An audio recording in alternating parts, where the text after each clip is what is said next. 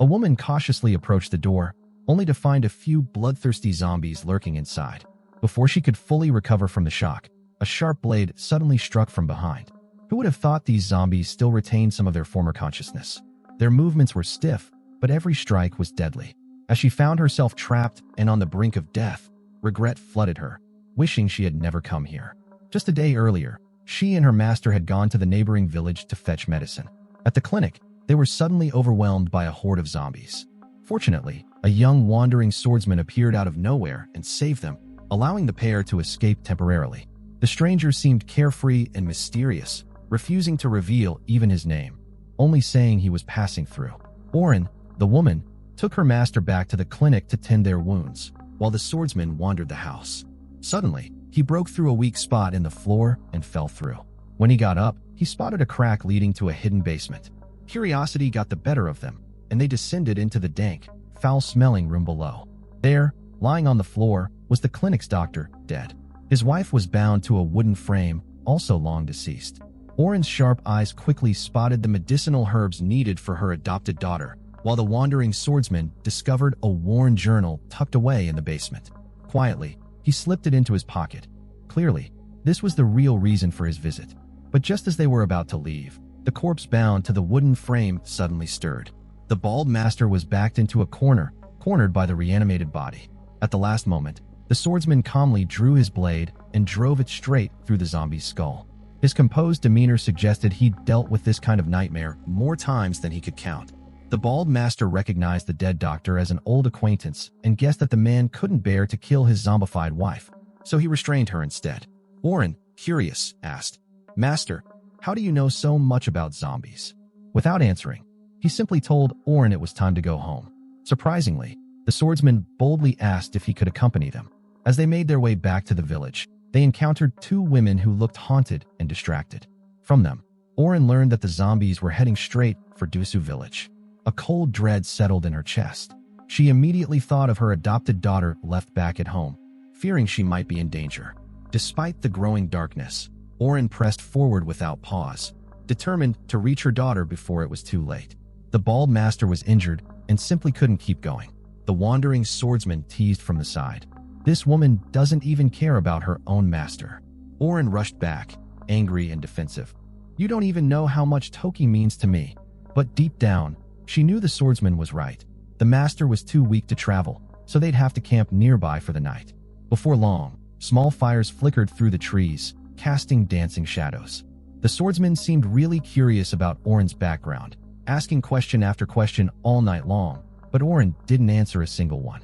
Seizing a quiet moment while the swordsman was away, the master quietly warned Orin that those bitten by zombies would also turn into the undead. Orin wanted to know more, but the master shook his head. That was all he could reveal. Just like Orin, the bald master was clearly hiding his own secrets. Meanwhile, the swordsman slipped away to a secluded spot and handed the journal he'd found in the clinic over to a mysterious subordinate, suggesting his own identity was far from ordinary. At the break of dawn, the trio finally arrived at Tahusu village. But the sight of smoke rising from the rooftops immediately filled them with a sense of dread. The streets were littered with signs of chaos. The villagers who once filled these roads were nowhere to be seen. It was clear the place had fallen to a zombie attack. Orin's heart sank. She dashed toward the medical clinic, only to freeze at the doorstep. There, lying on the ground, was Toki's hairpin. Her face went pale. Frantically, she searched the building inside and out, but her adopted daughter was nowhere to be found. Then a muffled noise came from inside one of the cabinets. The swordsman stepped forward to check, opening the door cautiously, and inside was one of the clinic's assistants, visibly disoriented. It turned out he'd been bitten on the arm. He didn't even realize what that meant, just kept muttering how hot he felt. Orin quickly questioned him about Toki's whereabouts. Through his feverish haze, he managed to say that Toki had run off with the house steward toward the training hall. Moments later, the assistant let out a few final gasps before collapsing. The group had barely a second to react before his body began convulsing violently. The swordsman didn't hesitate. He drew his blade and brought it down in one swift motion. Trying to suppress the rising nausea, Orin declared she had to get to the training hall. The bald master tried to accompany her, but the swordsman stopped him, bluntly calling him a burden. Taking the dagger her master handed her, Orin rushed out the door. As Orin passed through a narrow alley, she spotted a child lying next to her mother. Just as she was about to approach and ask if they needed help, the girl suddenly turned her head, revealing a terrifying, twisted face. The child had already turned into a zombie. Shocked, Orin immediately spun around and sprinted out of the alley. Finally, she reached the training hall, but the square was completely deserted. Peering through a crack in the door, Orin saw that all the warriors inside had become zombies. Suddenly, a sharp blade swung down from behind her. To her horror, even the swordsmanship instructor had turned and retained some of his deadly skills from life. Inside the building, Orin dodged and weaved, her movements chaotic but effective. She managed to push the instructor aside with all her might and burst out the door. But in her rush, she didn't notice a broken patch of ground beneath her feet. Unbeknownst to Orin, her adopted daughter Toki and the house steward were hiding just in that very spot. With limited sight, all they could hear was the sound of fighting outside, unaware that Orin was so close. The steward, realizing hiding wasn't a solution, decided to take a risk. When the zombies moved away for a moment, he peeked out cautiously, only to come face to face with a zombie. Terrified, the old steward stumbled backward. Then, shockingly, the zombie lowered itself and began to crawl through the hole in the ground. Inside the cramped space, the two struggled to maneuver. The steward, weakened by age, could barely move. So he pulled Toki in front of him, using her as a shield, and then made a desperate dash out of the hole himself. Meanwhile, just as Orin escaped from the training hall, she suddenly heard noises up ahead. Running toward the sound, she was surprised to see a woman fiercely fighting off 3 zombies by herself. Without hesitation, Orin rushed forward to help her out of the tight spot. The two quickly ducked into a nearby farmhouse to catch their breath and exchange introductions. To Orin's shock, it turned out they already knew each other from before. The woman explained that after Orin left their group, they had been targeted and purged by the Tokugawa family, and now they were forced to operate in the shadows, waiting for the right moment to strike back. By carefully observing, the woman had noticed that the Tokugawa clan was organizing teams to clear out zombies, but strangely, they were also rounding up ordinary villagers who had never encountered zombies. It seemed like they wanted to cover up the entire disaster. Suddenly, a noise came from outside. The hooded woman cautiously stepped out, and there, standing at the door, was the bald master. Apparently, he had just been eavesdropping on their conversation. If it weren't for Orin pleading on his behalf, the hooded woman probably would have killed him on the spot. At that moment, distant shouts echoed nearby. Rushing over, Orin saw the old steward from the clinic being devoured by zombies. Perhaps struck by a last moment of conscience, the dying man struggled to whisper, "I'm sorry, Toki." Hearing those words, Orin felt all her strength drain away. She was so stunned that she didn't even try to dodge the approaching zombies. Just in the nick of time, the bald master reached out and grabbed Orin's hand, pulling her away from danger. As they left, neither noticed a man quietly emerging from behind a tree. His name was Shirou. For some unknown reason, Shirou carried the zombie virus within him, but unlike others, he retained full human consciousness. Just the day before, he had killed his only childhood friend in a tavern. No sooner had he stepped outside than several thugs came after him. Apparently, a woman who had served him at the tavern had suddenly turned into a zombie, and they wanted answers. Unfazed, Shirou calmly complimented one of the thugs' clothes. "Nice outfit."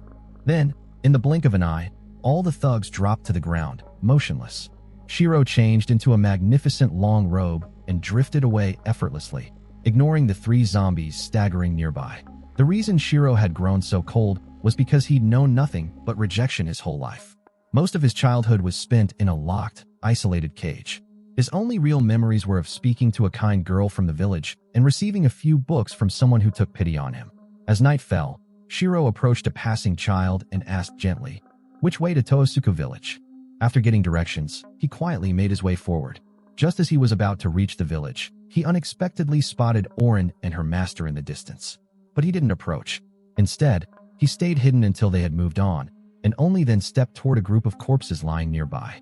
Kneeling down, he gently touched one of the zombies' faces, a hint of confusion in his eyes. What truly separated him from them? Was it something in the heart? Meanwhile, the bald master had led a shell-shocked Orin to a safer spot. He did his best to reassure her. "Toki is smart and resourceful. I believe she'll find a way to survive." But Orin looked broken, like a prophet who had lost her faith. With the world crumbling around her, she no longer felt the need to hide who she was. Slowly, she began to speak, of things that had happened years ago, of a past she'd long kept buried. Orin's mother was the leader of a deadly assassin organization, and from a young age, Orin was trained relentlessly in all the brutal arts of killing. Years later, after the organization eliminated a traitor, they discovered the traitor had left behind a young daughter, barely 6 years old. To harden Orin's resolve, her mother commanded her to bring the girl back and raise her within the harsh world they inhabited. Over time, the two girls grew close, but 1 year later, Orin's mother suddenly ordered the girl's death, insisting that only by eliminating those you care about could one truly become a ninja. According to her, holding on to attachments would forever keep them from defeating the Tokugawa clan. To everyone's surprise, Orin defied her mother's cruel command. Secretly, she escaped the assassin organization with the girl in tow. By chance, they met the bald master, and the mother and daughter settled here, trying to carve out some semblance of peace. Orin's heart ached deeply. Toki was the very reason she fought to survive. At that moment, a flicker of hope reignited within her. She refused to give up. Quickly, she stood up, determined to continue searching for her missing daughter. Seeing that the bald master struggled to walk, Orin urged him to return to safety and wait for news. Just as the bald master arrived at the clinic, he noticed the mysterious ranger sneaking around, searching for something. Under sharp questioning, the ranger finally dropped the act. He revealed that earlier, in the home of the zombified doctor, he had found a journal containing critical information. It turned out that the bald master himself was the mastermind behind the zombie outbreak, and also the Tokugawa family's personal physician. The bald master's face went pale as he realized the ranger was no ordinary traveler, but Jubi Hayo, a deadly expert hired by the Tokugawa clan. It was clear now, the bald master was marked for death, to be silenced forever. Meanwhile, Toki, the foster daughter trapped inside the dojo, hadn't succumbed to the zombies after all. Against all odds, she narrowly escaped the wooden attic, only to find even more zombies lurking in the courtyard. Weak and sickly since childhood, she had no strength to fight, only desperate agility to dodge their attacks. But human strength can only go so far, and soon Toki was overwhelmed and knocked down by the horde. In utter despair, she screamed out, "Mother, help me!" Over on the neighboring street, Orin seemed to hear her daughter's desperate cry. But someone else was faster. The strange man Shirou had already arrived. That's all for episode 2 of I Kill. If you enjoyed it, stay tuned for the next chapter. See you then.